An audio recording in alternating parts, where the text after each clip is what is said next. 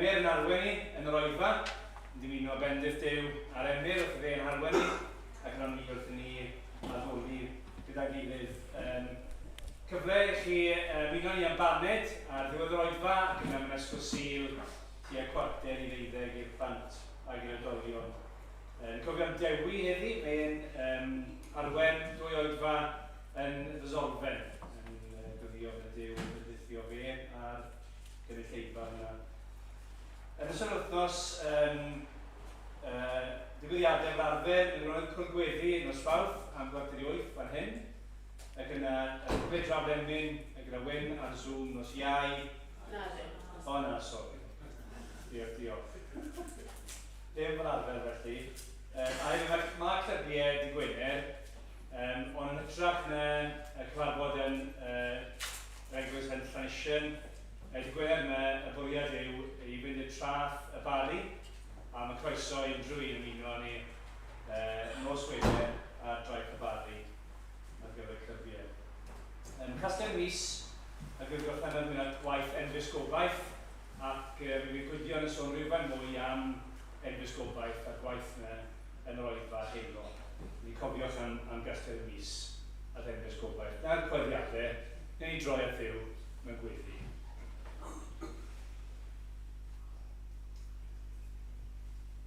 Arglwydd Dduw, ni yn dod at ti yn enw yr arglwydd Iesu Grist. Yr arglwydd Iesu Grist nath fyw bywyd perffaith, bywyd cyfiawn. Na allan ni fyw. Yr arglwydd Iesu Grist nath farw ar y dros. Nath dderbyn gwawd y byd, ond yn fwy na hynny, nath dderbyn hyd a digofaint Duw cyfiawn am ein pechod ni. Ac roedd ni'n dod yn ei enw fe, ond ni'n dod yn diolch i ti bod yn enw hefyd yr un sydd wedi atgyfodi, yr un yn bedd yn wag, a bod ni'n dathlu hynny y bore yma, bod i waith wedi ei dderbyn gan y tad, a bod bellach, Duw yma wedi i yn eistedd ar dy heilawd i. Ac o Dduw, ni gwyddio by'r ysbryd y bore yma, trwy yr oedfa gyfan, yr hyn i ni ganu, wrth i ni wrando ar dau ydy, wrth i ni gydweddio, wrth i Emyr esbonio'r gair ni, bydde y gwaith yr ysbryd yn dangos mwy a mwy o'r arglwydd Iesu Grist a'i ddyrchafu fi. O Dduw, ni'n gwyddio hynny mwyn ein bendith ni a dolgoniant i. Amen. Amen. Ni'n mynd i ganu Emyn dyn gilydd. Ni'n mynd i ganu rhif 335 yn y llyfr y mynau.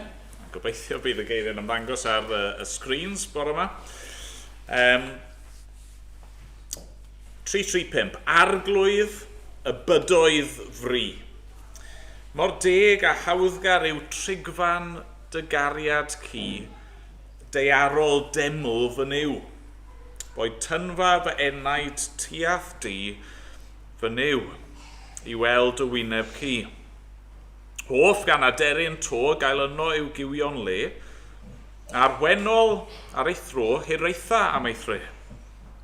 Mae hiraeth fenaid i'r un faint am gael preswylio ymhlith y saint.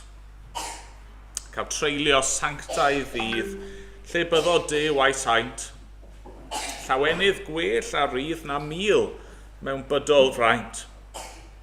Gwell yw cael cadw'r drws o hyd, lle deil fy niw na phlasau'r byd. Y darlun sydd yn ni fan hyn, wrth gwrs, yw'r darlun o y deml. Iawn, yn yr Hen Testament, dyma Duw yn gorchymyn i'w bobl i greu adeilad, i greu teml. Achos bod y Duw sydd yn arglwydd y bydoedd fri, yr un sydd yn Dduw ar y greadigaeth i gyd, oedd eisiau man mwyn i'w bobl ddod i'w addoli a cael cwrdd gyda'i bobl. Ac yn yr Hen Testament, pan chi'n darllen y salmau, yn aml mae'r syniad yma'n codi o pobl Dduw yn edrych ymlaen i fynd i'r deml i gael cwrdd gyda Duw. Y deml yn Jerusalem. Ond yn y Testament Newydd, mae yna rhywbeth yn digwydd. Mae yna newid, a ni'n mynd i feddwl am hynny bore yma tipyn. Mae yna newid lle nawr, nid y deml yn Jerusalem yw'r man i gael cwrdd â Duw. Y deml nawr yw ni. Yr eglwys. Pobl yr arglwydd Iesu Grist. A felly, yn yr un ffordd oedd Iddewon, pobl Dduw yn yr Hen Testament yn deheu am gael mynd i addoli yn y deml, mae'r emyn yma'n dweud ni'n deheu am gael mynd i cwrdd gyda pobl Dduw. Ni eisiau bod gyda yr arglwydd a gyda'i bobl. Mae'n well i fod yn berson, Lyned bore yma sy'n croesawu wrth y drws, mae'n well i fod yn berson yn sefyll wrth y drws yn y capel, nag yw ei fod yn byw mewn palas, dyna mae'r salm yn dweud. Mae'n well i fod fan hyn ag unrhyw le arall yn y byd. Felly na ni sefyll, na ni ganu mawl dyn gilydd.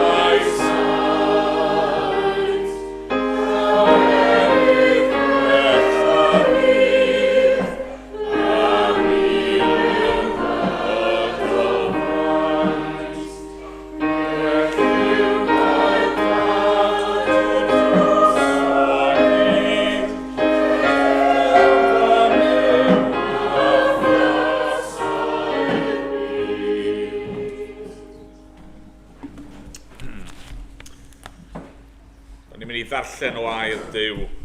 Nawr, ni'n darllen o lythyr cyntaf Paul at y Corinthiaid. A ni wedi cyrraedd pennod 3. Ac y bore yma ni'n mynd i fod yn edrych ar adnodau 10 i 23. 1 Corinthiaid, pennod 3. Dechrau yn adnod 10. Dyma air ein Duw ni.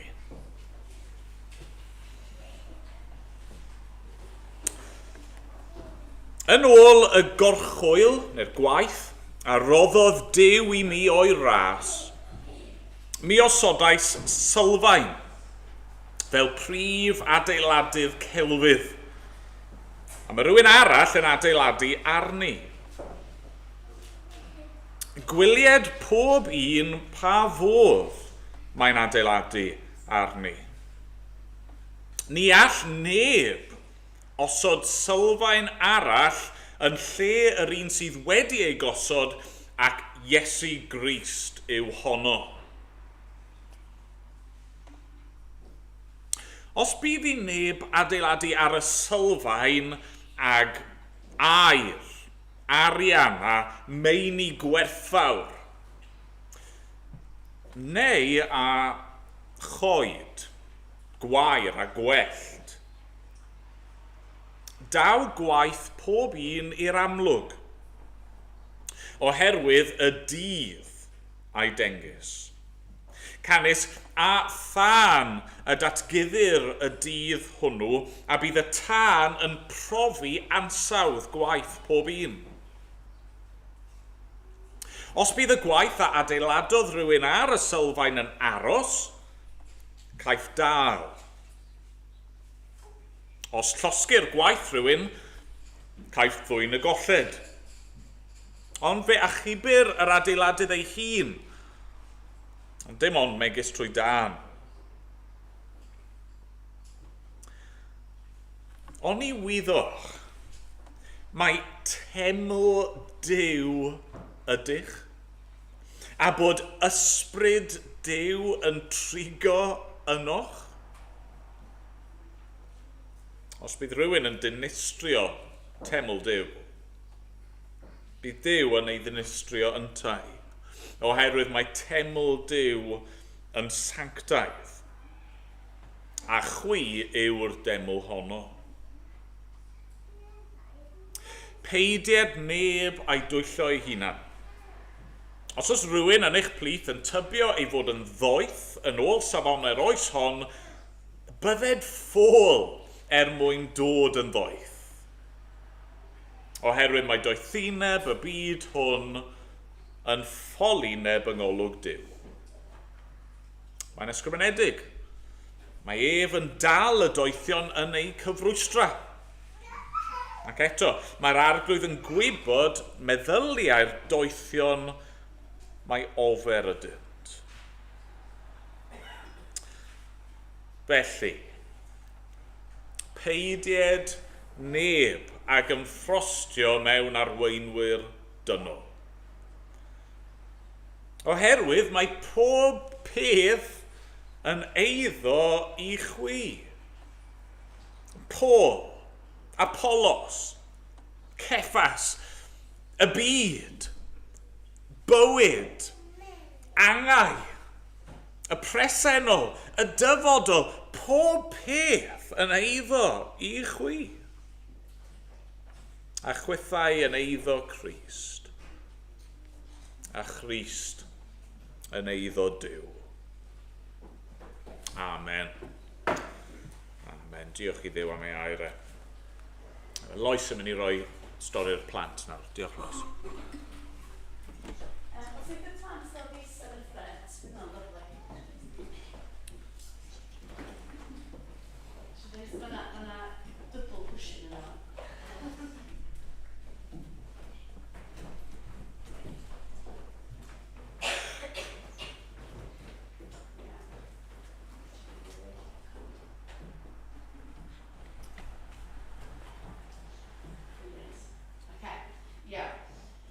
Dwi'n meddwl eich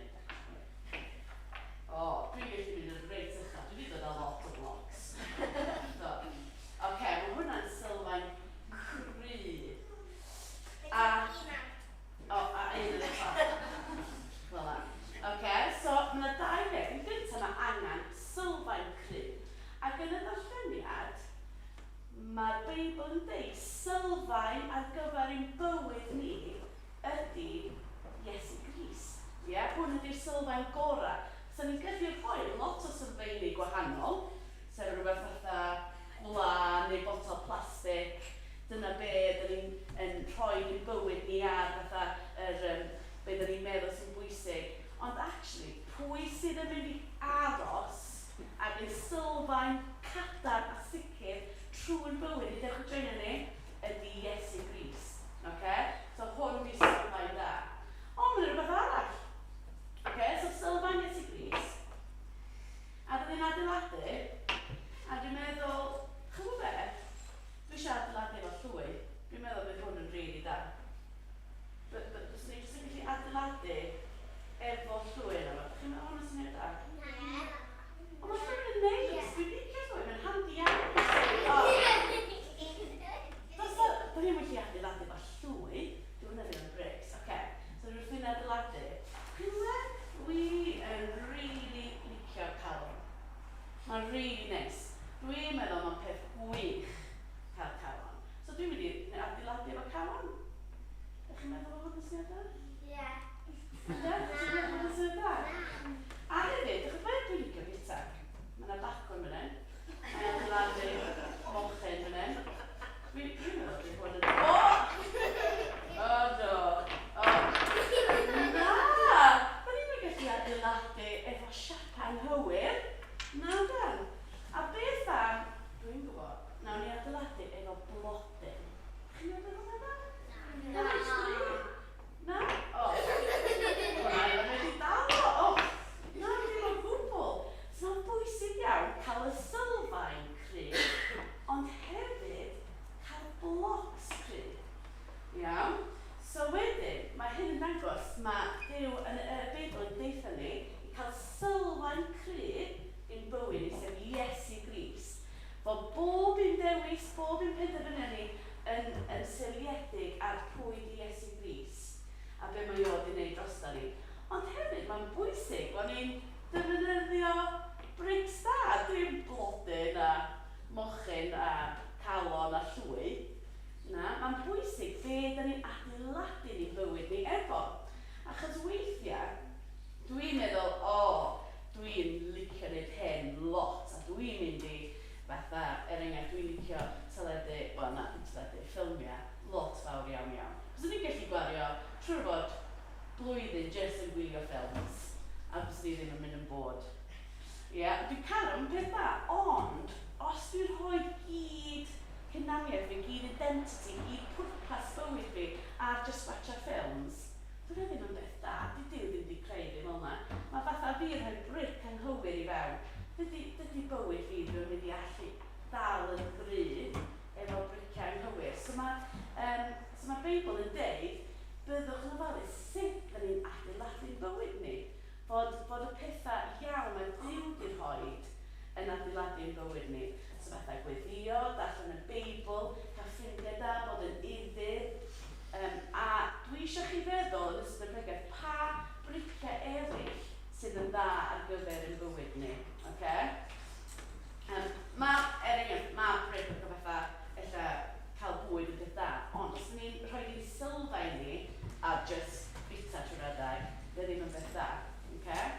So, eich challenge chi yn ystod y gwasanaeth ydy trio cofio darn o adnod nath ni newydd darllen, So bydd o fyny ar y sgrin o'n chydig bach. So darn nath ni darllen, so 1 Corinthiaid 3, adnod 10. So triwch cofio unrhyw fatha adnod yn y bit yna. Adnod 10 yn 10 ydy'n un gorau, ond os ydych chi'n gan bit bach, mae hynna'n ffain. A mae yna prizes hefyd. Oes. Tu ôl i'r weld glas.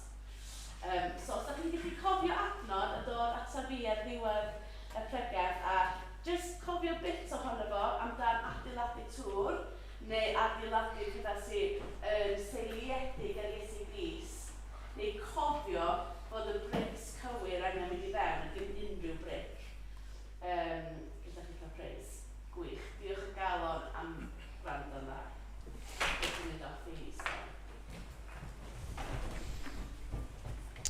eisoes. Ni'n mynd i ganu eto o'r llyfr ymynau. Mae'r emyn nesaf yn parhau efo'r un thema. Yr emyn yma'n sôn am y gwaith o adeiladu, hynny mae Crist di gosod y sylfaen, ond i ni nawr fel eglwys, i ni'n rhan o'r gwaith yma nawr o adeiladu yr adeilad fel petai.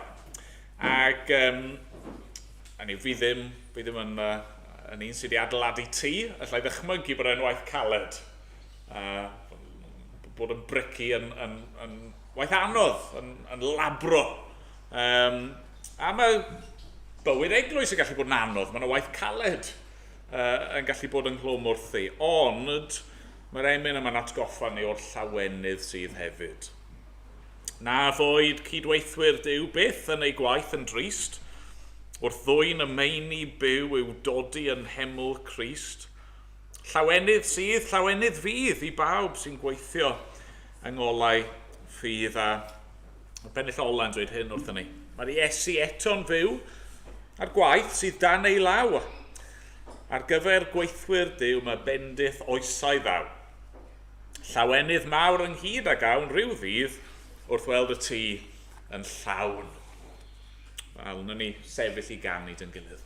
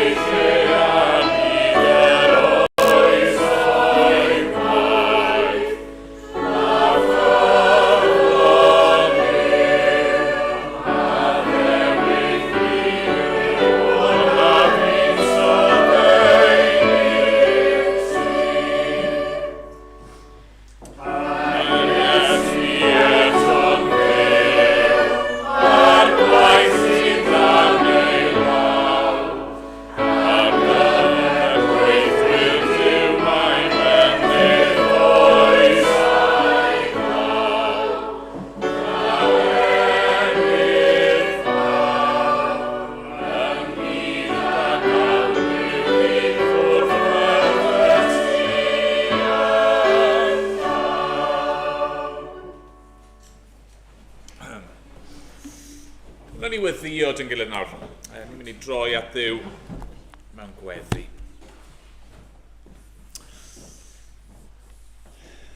O arglwydd ein Duw, i ni yn diolch i ti am gyfle bore yma i ddod ynghyd i dy addoli di. Arglwydd i ni di canu yn barod a di meddwl am y ffordd yn yr Hen Testament oedd y bobl yn edrych ymlaen i'r adegau hynny o'r flwyddyn pan bydden nhw'n mynd lan i Jerusalem ac i'r deml i thaddoli di. Dad, ni'n diolch i ti y bore yma bod gennym ni gyfle a bod dim rhaid i ni deithio ymhell arglwydd, ond i ni'n gallu dod ynghyd fel hyn a gwybod dy fod ti yma trwy dy ysbryd glân, dy fod ti yn bresennol yn ein plith ni a dy fod ti ar waith ac arglwydd i ni yn llawenhau ac yn rhyfeddu wrth feddwl mae ni yna, dy bobl di yw teml ar arglwydd Iesu Grist. A Dad, i ni'n diolch i ti am y darlun yma sydd gyda ni. Dad, ni'n diolch yn y Beibl bod yna darluniau a symbolau yn cael ei roi ni mwyn ein helpu ni i ddeall pwy o'i ti a pwy ydyn ni a a beth ti wedi wneud yn ein bywydau ni. Ni'n diolch am y darlun cyfoethog yma y deml o'r adeilad ysbrydol yma. I ni'n cael bod yn rhan ohoni. Dad, ni wedi clywed gan Lois ychydig bach am hyn, pwysigrwydd bod ni'n adeiladu ar sylfaen dda. A pwysigrwydd arglwydd bod ein bywydau ni yn rhai sydd yn dyblesio di, bod ni ddim yn trial ffitio unrhyw beth fel petai i fewn i'r adeilad, ond na, yn hytrach bod ni'n dilyn y patrwm rwy ti wedi ei osod. Dad, ni eisiau bod yn adeilad gadarn, yn adeilad unedig.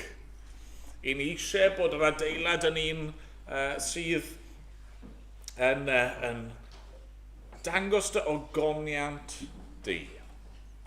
Arglwydd, ni eisiau bod pobl yn edrych ar yr eglwys, yn edrych ar dy bobl di, ac yn meddwl yw hunan nid dyna bobl special, ond na, yn gallu gweld dy gariad di. Bod ti wedi ein caru ni, a wedi'n galw ni ato ti dy hun, a wedi'n hachub ni. O da ni yn diolch am hyn, ni'n diolch am yr arglwydd Iesu Grist. Da ni'n meddwl am beth nath e gostio iddo fe i osod y sylfaen yna ar ein cyfer ni. Fe nath e gostio i fywyd, fod e'n rhoi i fywyd i lawr drosto ni. Yn aberthu ei hun yn ein lle ni, a ni'n diolch am hyn. A da ni'n gofyn nawr bore yma, ni wedi rhoi ffydd i ni. Ffydd i ni gredu a derbyn y pethau hyn, ffydd i ni i ddod ac i fod yn rhan o'r deml yma, os sgweli di fod yn dda, helpa ni arglwydd, wneud i siarad trwy dy air di'r bore yma, fel bod ni'n gallu deall y pethau hyn yn iawn. Ac arglwydd yn gallu dod i dy nabod di, arglwydd, a dy nabod di yn well. O, Dad, ni'n eisiau gweddio nawr wrth weld yr haf yn nesau, ac arglwydd yn gwybod fydd yna llawer o gyfleuon dros yr haf, llawer o wersylloedd, llawer o gynadleddau a gweithgareddau gwahanol. Dad, ni'n gweld gymaint o angen o'n cwmpas ni. Dad, mae yna llawer o bobl bellach sydd ddim yn dynabod i, arglwydd a sydd falle erioed i clywed y newyddion da am yr arglwydd Iesu Grist. Ac Dad, ni eisiau iddyn nhw i gael y cyfle yna, i ddod i gredu, i gael ei hachub. A felly ni'n gofyn, wneud i ddynyddio dy bobl, ddynyddio dy eglwys di yn awr. I ei estyn allan ac i gyrraedd pobl yn yr wythnosau a'r misoedd nesaf yma. Dad, ni'n gofyn hefyd wneud i'n gwarchod ni fel dy bobl. Mae gennym ni'r rhybydd yn yr darlleniad y bore yma bod yna rai sy'n trial dinistrio yr eglwys. Mae yna rai sydd yn trial sbwylio dy waith di. Ni'n gofyn wneud i'n cadw ni. Rhag hynny, ni'n gofyn wneud i'n gwarchod ni fel eglwys. Helpa ni adeiladu'n dda. Helpa i'r cwbl i ni'n wneud popeth amdano ni fel eglwys arglwydd i dy blesio di. O Dad, i ni'n dy foli di yn awr, i ni'n dy ganmol di. Ti mor dda i ni arglwydd, ti mor garedig, mor hael, mor drigarog. Ac Dad, ni'n gweddio nawr wneud i'n gwneud ni yn ddiolchgar. Helpa ni dy garu di yn fwy. A sgweli di fod yn dda. O Dad, derbyn ni nawr felly yn ddiolchgar. Helpa ni yn y munudau nesaf yma. Amen bod ni'n gofyn yn enw ac yn heiddiant yr arglwydd Iesu Grist. Amen. Amen. Ganwn ni eto, ni'n mynd i gan i rhif 9 yng Ngrymal 2, sydd eto'n atgoffa ni o'r gwirionedd rhyfeddol yma. Bod yr arglwydd Iesu ei hun yn bresennol yma. A trwy ei ysbryd, distewch, cant mae presenoldeb Crist, y sanctaidd un ger llaw. Dewch, plygwch ger ei fron mewn dwfn barchedig fraw. Di bechod yw e fe, lle saif mae'n sanctaidd le. Distewch, cant mae presenoldeb Crist, y sanctaidd un ger llaw. Na ni sefyll i ganu.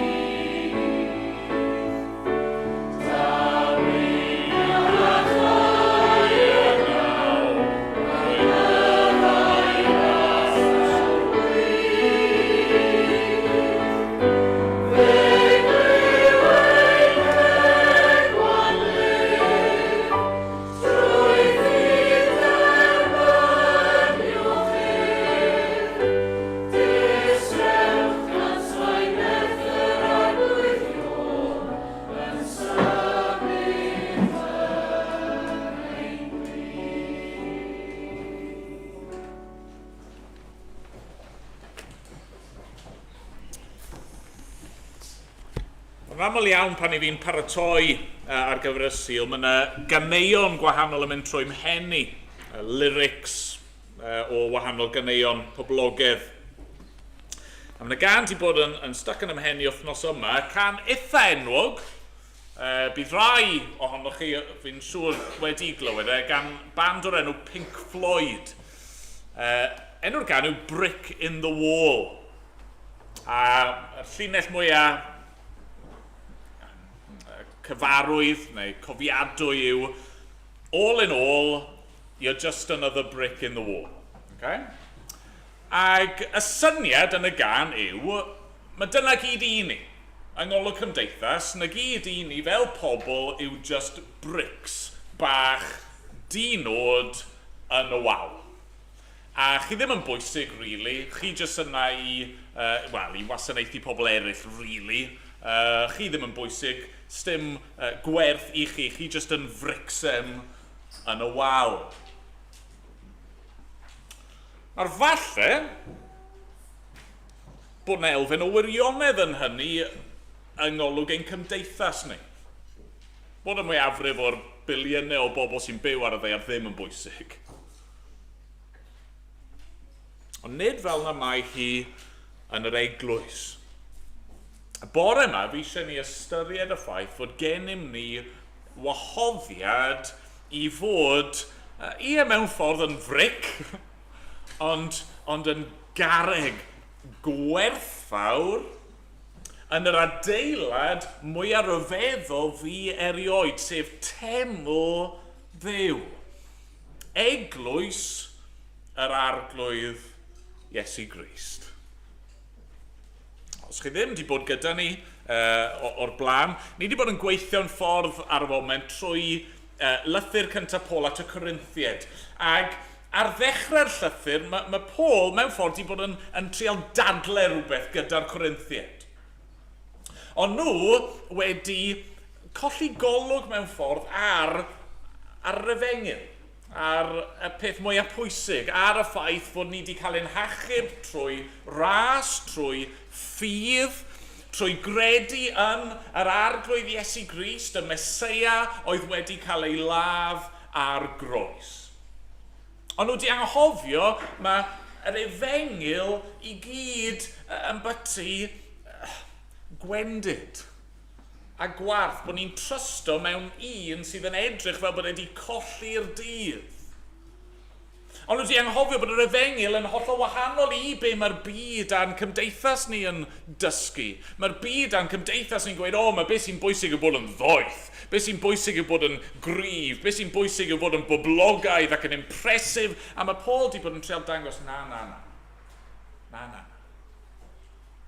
Oedd y Corinthiaid, oherwydd bod nhw wedi colli golwg ar y peth canolog, wedi bod yn mynd ac yn ymffrostio, yn bwstan am ei arweinwyr nhw. Fi yn perthyn i grŵp Paul, fi'n perthyn i grŵp Apollos, fi'n perthyn i grŵp Pedr. A mae Paul wedi bod yn trial dangos iddyn nhw yn y penodau cyntaf yma, stopwch bod mor wiriol. Stopwch trial bod yn ddoeth. Mae eisiau chi dderbyn y ffaith bod ni yn dwp, bod ni'n wan, bod ni'n ddinerth. Mae eisiau ni just dod nôl at yr arglwydd Iesu Grist. Nawr, ar ddechrau penod 3, oedd wedi defnyddio darlun yr thema yma o pethau'n tyfu, ffrwyth, gardd, tyfiant. Ond yn adnod 9, oedd yna shifft wedi digwydd. Dyma ni'n gweld hyn. Eiddo Duw ydym ni fel cydweithwyr, gardd Duw, adeiladwaith Duw. A fyna mae yna newid yn y darlun yn digwydd. A felly, o fan hyn ymlaen, am weddill y benod, y darlun sydd yn ni yw yr eglwys fel adeilad, fel teml. Bore yma, fi eisiau ni feddwl am sylfaen yr adeilad, y gweithwyr yn yr adeilad, pwrpas yr adeilad, ac yn anolau gwerth yr adeilad. I ddechrau te, sylfaen yr adeilad. Mae Lois wedi gwneud y pwynt cyntaf yma yn hynod o glir i ni'n barod yn dod. Mae adeilad angen sylfaen gadarn. Os nag os ydych chi'r sylfaen cywir mewn lle, os nag yw'r sylfaen yn un cryf, dyw unrhyw adeilad ddim yn mynd i allu sefyll. A felly be mae Paul yn dweud wrth yr Corinthiaid yn adnod 11 yw hyn. Ni all neb osod sylfaen arall yn lle'r un sydd wedi ei gosod, ac Iesu Grist yw honno. Os chi eisiau sylfaen cadarn i'ch bywyd, os chi eisiau sylfaen sydd yn mynd i sefyll am byth, dim ond un opsiwn sydd, sef yr arglwydd Iesu Grist. Nawr, wrth gwrs, oedd Iesu ei hun wedi dweud rhywbeth tebyg, wnaethon ni weld hyn ddim mor hir a hynny nôl, efo dameg, wnaeth Iesu ddweud y byti dyn yn adeiladu ar y tywod a dyn yn adeiladu ar y graig. Be sy'n digwydd i'r tu ar y tywod? Wel, pan mae deg anodd yn dod mae'n cwmpo. Yr un sy'n sefyll yw'r un ar y graig. A mae Iesu'n dweud, y graig yw fi. Y graig yw yr hyn rwy yn ei ddysgu i chi. A felly mae Paul nawr, mae eisiau atgoffa y Corinthiaid unwaith eto, let's go back to basics, nôl i'r pethau cynta, be nes i osod fel sylfaen, beth wnaethoch chi gredu yn y lle cynta, mae ti gweud yn barod, Crist ac yntau wedi ei groeshoelio. Beth yw sylfaen yr eglwys? Beth yw'r peth i ni'n pwyso, yr unig peth i ni'n gallu pwyso a dibynnu arno fe? Wel, yr arglwydd Iesu Grist. Dyma mae'n golygu i fod yn eglwys, yn wir eglwys. Dyma mae'n golygu i fod yn Gristion. Bod chi yn cydnabod, bod chi wedi bod yn byw eich ffordd eich hunan, yn treol mynd eich ffordd eich hunan, yn treol achub eich hunan rili mewn gwahanol ffyrdd, yn byw mwyn chi'ch hunan, a chi nawr yn dweud, wel na, dyw hynny ddim yn ddigon da. A gweud y gwir, mae y ffordd wedi bod yn byw mewn gwrthryfel yn erbyn Duw yn heiddi cosb, ac un dydd ar ddydd y farn, bydd e'n amlwg bod y sylfaen yna ddim yn mynd i sefyll. A felly chi'n troi a mewn ffydd chi'n credu yn yr arglwydd Iesu Grist. Yn credu yn y ffaith fod wedi dod i'r byd yma, a fod wedi byw bywyd perffaith, fod wedi llwyddo lle chi di methu, a fod wedi rhoi ei fywyd yn aberfyn eich lle chi. A chi nawr trwy ffydd yn sefyll arno fe. Yn dod i bresenoldeb Duw, ac yn dweud, fi yma, ond nid yn fy nerth fy hun, a nid yn fy nghyfiawnder fy hun, a nid ar sail fy mywyd i, fi yma a fi'n sefyll ar un arall, yr arglwydd Iesu Grist. Dim ond un sylfaen sydd, mae hynny'n bwysig. Os ych chi'n adeiladu ar ryw sylfaen arall, os ych chi'n anghofio y sylfaen cyntaf yna, chi ddim yn Gristion, a chi ddim yn eglwys mewn gwirionedd, meddwl Paul. Nawr fi mor ddiolchgar bod yr eglwys hon wedi cael ei adeiladu ar sylfaen yr arglwydd Iesu Grist. Ond y cwestiwn sy'n eisiau ni fod yn holi'n hunan bore yma yw hyn, wel ydw i yn rhan o'r eglwys yna? Ydw i'n rhan o'r adeilad yma? Ydy fy mywyd i wedi ei osod ar y sylfaen yna, y foundation yna yn unig? Llun ar sylfaen. Ond yna mae Paul yn dydyn mynd mlaen ac mae'n sôn nawr am y gwaith o adeiladu, a mae lot o'r ffocws di bod yn dod ar yr arweinwyr, a'r weithwyr, a felly mae Paul nawr yn troi at y gweithwyr. A roedd Paul wedi wneud y gwaith cychwynnol yng Nghorinth. Fe oedd yn gyfrifol am blannu yr eglwys yma, am gyflwyno'r efengyl iddyn nhw yn y lle cyntaf. Mae'n dweud, yn adnod 10, yn ôl y gorchwyl a roddodd Duw i mi o'i ras, mi osodais sylfaen, fel prif adeiladydd celfydd. Mae rhywun arall yn adeiladu arni. Gwylied pob un pa fodd mae'n adeiladu arni. Oedd Paul di dechrau'r gwaith, ac oedd e'n hyderus bod wedi gosod sylfaen dda, achos y sylfaen nath e osod oedd Iesu. Ond nawr mae'r sylw'n mynd at, beth sy'n dilyn o hynny. Y gwaith adeiladu pellach fel petai wrth i'r eglwys dyfu. A mae'r geiriau yma, maen nhw yn bwysig i ni gyd. Mewn ffordd i ni gyd yn rhan o'r gwaith yma. Mae dyn ni gyfrifoldeb am ein bywyd yn hun a'r ffordd i ni yn byw ac yn adeiladu'n bywyd ni ar yr arglwydd Iesu Grist. Ond fi'n credu bod y ffocws yn benna, neu'n fwy falle fan hyn, ar arweinwyr yr eglwys. Gweinidogion, henuried, yr ein sydd yn arwain. A beth sy'n dod drosodd fan hyn yw, o fewn eglwys, gwir eglwys, mae yna fodd i wneud gwaith da, a mae yna fodd gwneud gwaith sydd ddim cystal. Drwchwch ar y nodau 12 ymlaen. Os bydd i neb adeiladu ar y sylfaen, ag air, arian a meini gwerthfawr, neu a choed gwair a gwell, daw gwaith pob un i'r amlwg, oherwydd y dydd, hynny yw dydd y farn a'i dengys. Canis a thân y datgyddir y dydd hwnnw, a bydd y tân yn profi ansawdd gwaith pob un. Os bydd y gwaith a adeiladodd rhywun ar y sylfaen yn aros, caiff dal. Os llosgu'r gwaith rhywun, caiff ddwyn y golled. Ond fe achubir yr adeiladydd ei hun, dim ond megis trwy dan. Wel, o fewn eglwys Crist, mae modd gwneud gwaith da,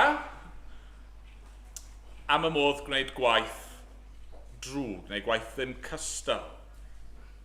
Falle'r ffordd gorau o feddwl am hyn yw y gwahaniaethu mae rai yn wneud, lle mae gennych chi eglwysi sydd yn fwy pur ac yn llai pur. Maen nhw'n eglwysi, maen nhw yn credu yn yr arglwydd Iesu Grist a yn rhoi gobeith yn ddo fe yn unig, mae hynny'n holl bwysig, ond yna mae gennych chi rai eglwysi sydd falle'n glynu'n agosach at air Duw, sy'n glynu'n agosach at fwriad Duw na'i gilydd. Dyna mewn ffordd oedd wedi digwydd yng Nghorinth, yn dyfa. Ond nhw wedi mynd ar ôl rhyw syniadau gwirion, syniadau bydol yn byti doethineb ac pa mor dda ac impresif oedd y pregethwyr. A mae Paul yn dweud, na, chymod be, os chi'n meddwl fel yna, mae fel petai chi'n adeiladu gyda gwellt, gyda pren, pethau sydd jyst mynd i llosgu lan ar ddydd y fan. A chymod, mae ydych chi eglwysi eraill yn does, ac ydyn maen nhw'n credu'r efengyl.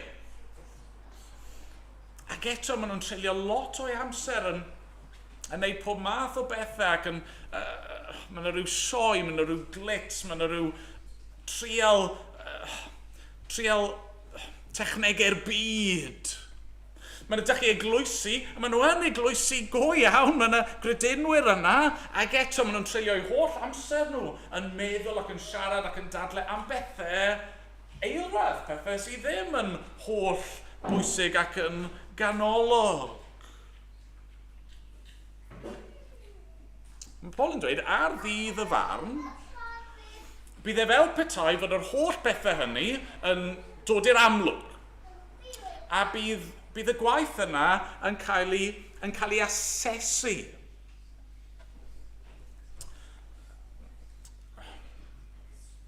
Chi'n defnyddio tân weithiau yn dych chi i biro rhywbeth. Piro air, piro arian, cael gwared ar unrhyw amhireddau. Yna'r syniad sydd yn ei fan hyn.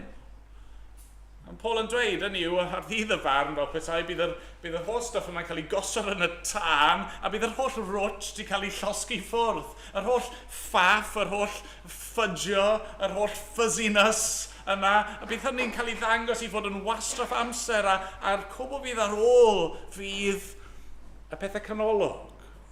Yr air, yr arian, a'r meini gwerthfawr, y pethau ddylsyn ni wedi bod yn trio treulio'n hamser arnyn nhw.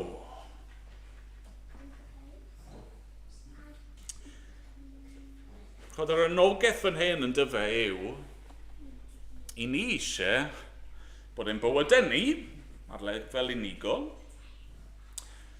a ni eisiau bod ein gwaith ni fel hyniriaid, fel arweinwyr, ni eisiau bod ein bywyd ni fel eglwys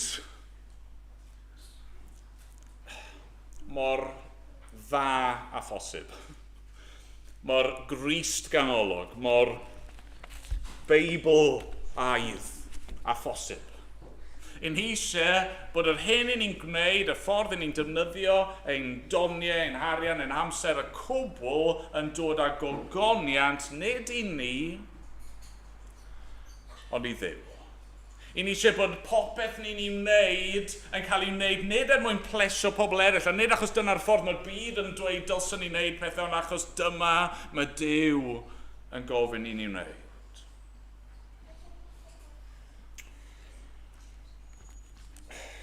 Ni eisiau gwneud yn gwaith ni'n dda. Mae yna gysur fan hyn. Mae Paul eisiau pwysleisio, achos bod e'n siarad fan hyn gyda Christnogion, mae'n dweud, yn adnod 15, os llosgu'r gwaith rhywun, caiff ddwy'n y golled, fe achubir yr adeiladydd ei hun. Ond dim ond megis trwy dan. Hynny yw, yn y dydd yna, falle bydd y gwaith i ni wedi wneud dros yr arglwydd yn cael ei ddangos i fod yn rwt, ond byddwn ni dal yn cael ein hachub. Pam? Wel, achos ni'n cael ein achub trwy ras, trwy ffydd, nid am y ffordd i ni'n byw, a nid oherwydd ein gweithredoedd ni. So mae yna rhyw gysur fyna i ni. Os ni yn glynu wrth yr arglwydd Iesu Grist, os ni yn credu ynddo fe, yn y dyddol hynna, bydd ni yn cael ein achub.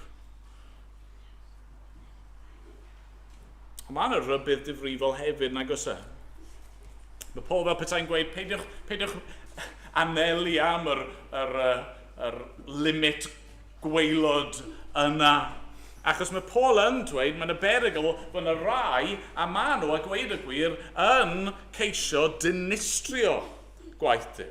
Dyn nhw ddim jyst yn gwneud gwaith gwael, maen nhw'n fwriadol yn trio dinistrio. Drychwch ar adnod 17, mae'n dweud, os bydd rhywun yn dinistrio teml Duw, bydd Duw yn ei dinistrio yntai. Sut mae dinistrio adeilad, wel, ni wedi clywed yn barod.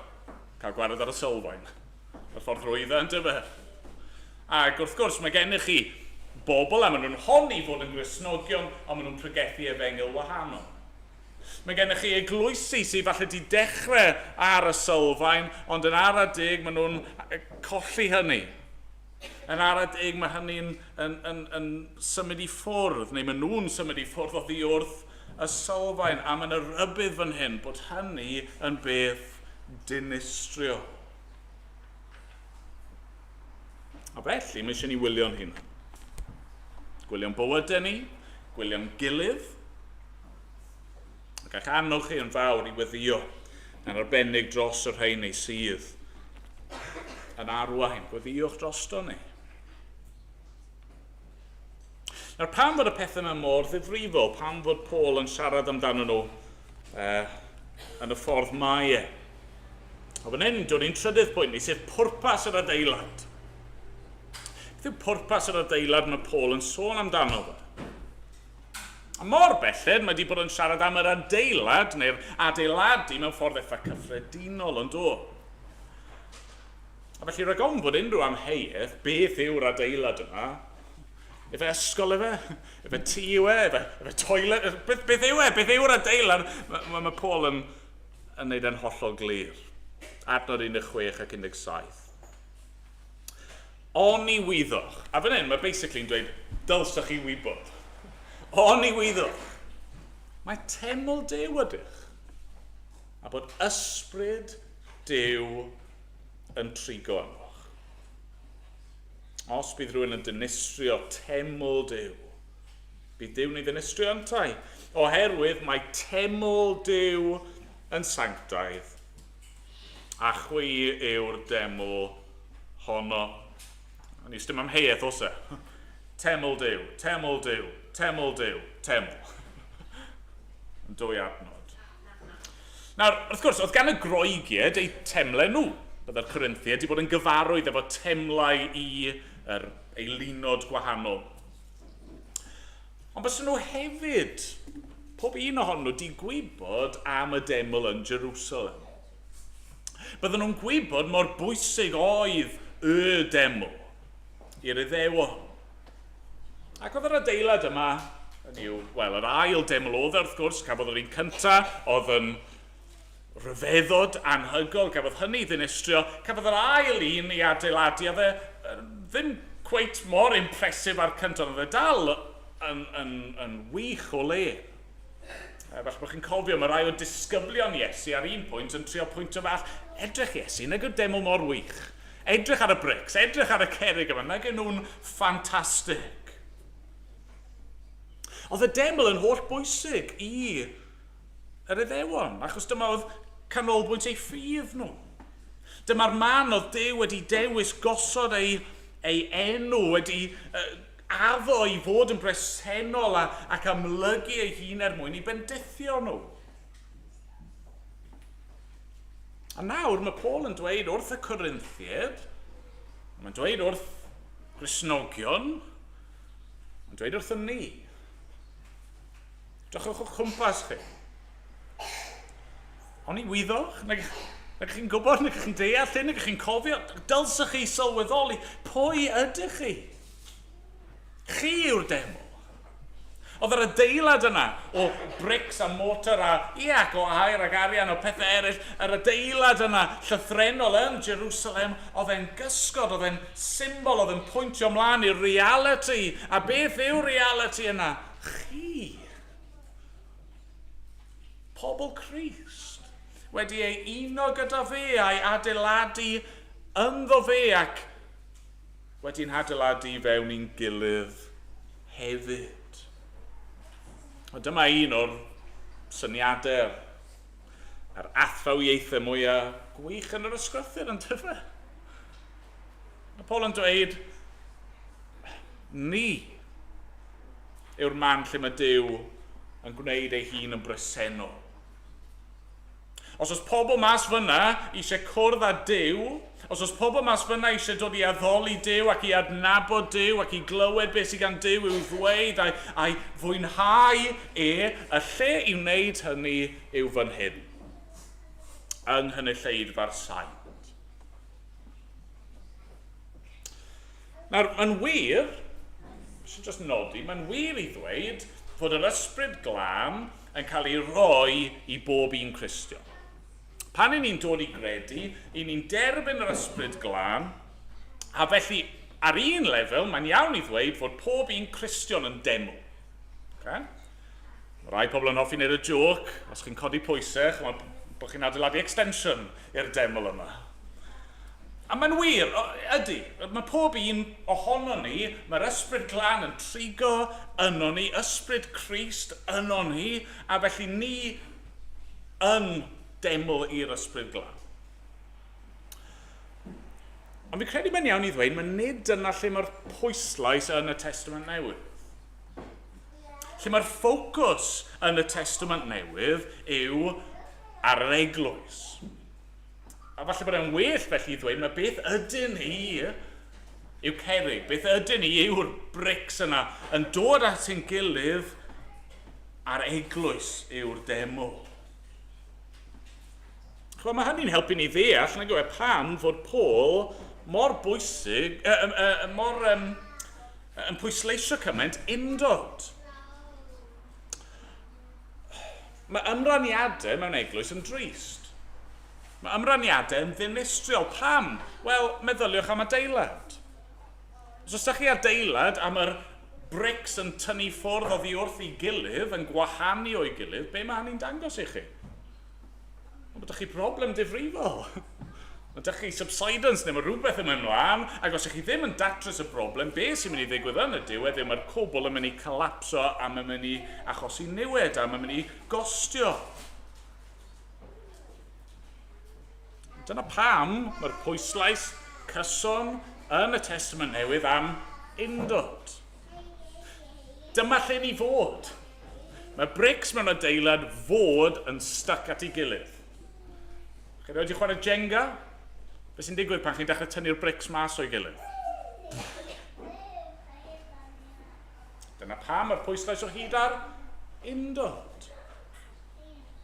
Mae yna bwyslais yn y llythyr at yr Hebreaid, peidiwch a roi'r gorau i ymgynnull a'ch gilydd fel mae rai yn gwneud. Peidiwch stopo dod yn hyd, peidiwch stopio treulio amser gyda'ch gilydd.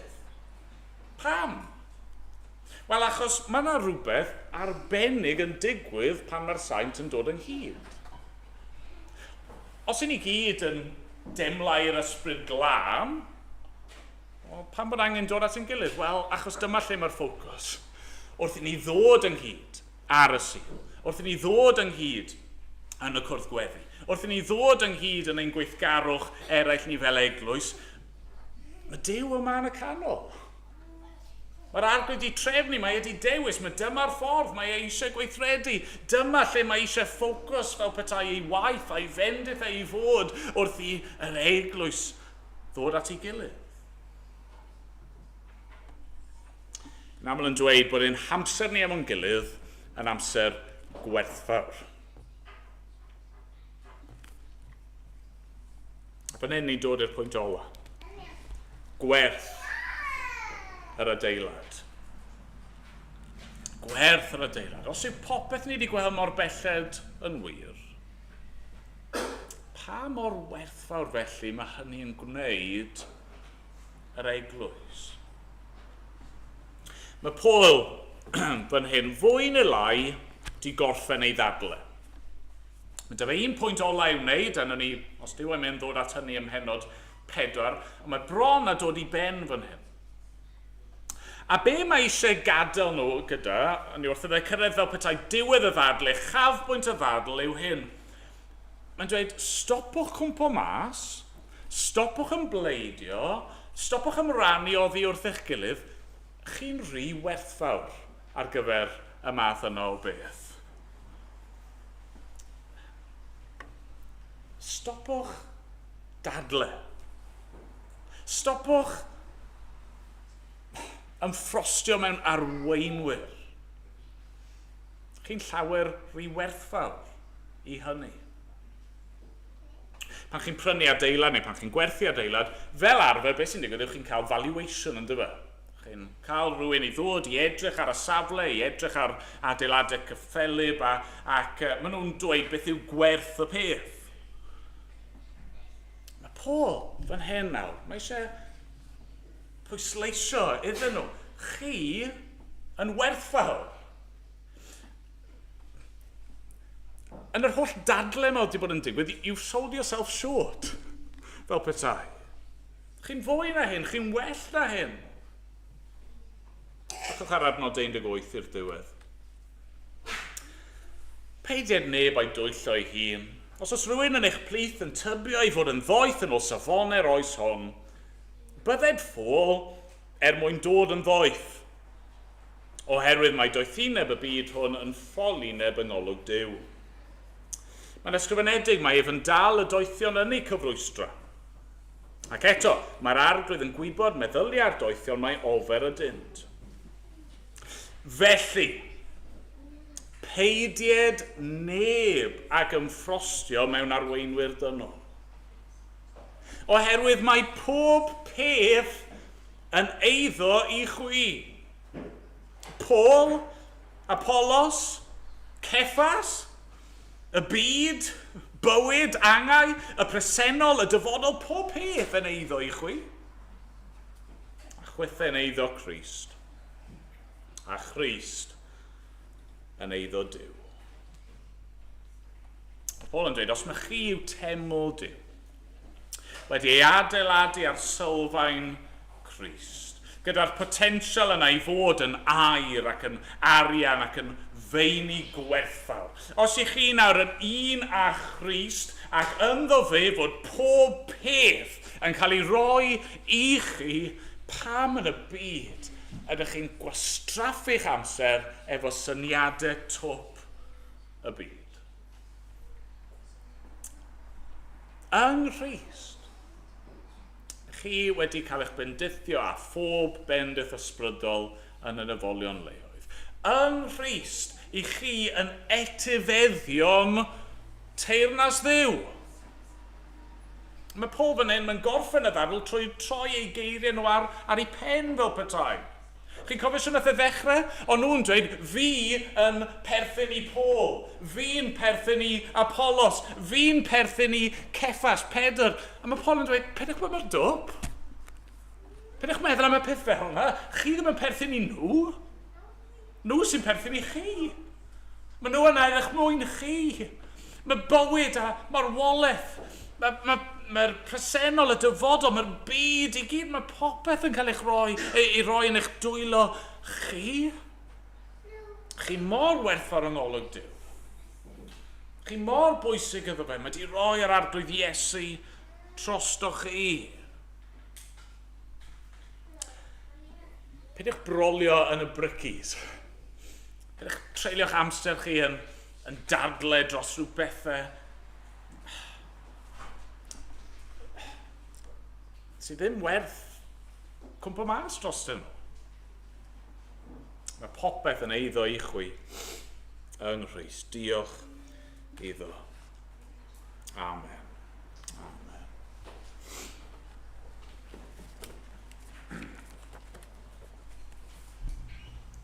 Ganwn ni, wrth i ni orffen. Ni'n mynd i gannu rhif 26 yn yr atodiad. Gweil dy eglwys frenin nefoedd, teml fy hiarol Duw. Canwyll llygad i ti y Duw Seion wyw yma. Canwyll llygad, debyg i'r ymadrodd yn Saesneg, the apple of his eye, hynny yw, ni mor werthfawr. Mae Duw wedi caru ni gymaint fel ei bobl e. Ond ni sefyll, na ni ganu dyn gilydd.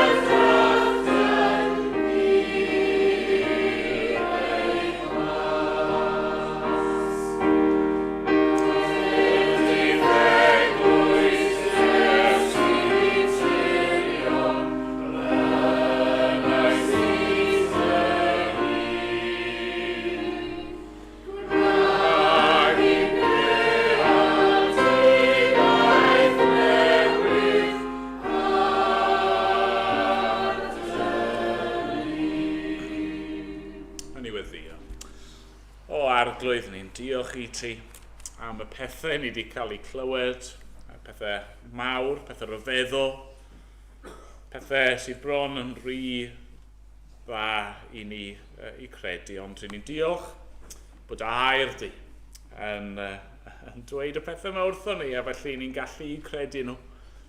Ni'n gofyn nawr neu di bod gyda ni fel eglwys. Ni'n gweddio bydd ydi gyda ni fel unigolion.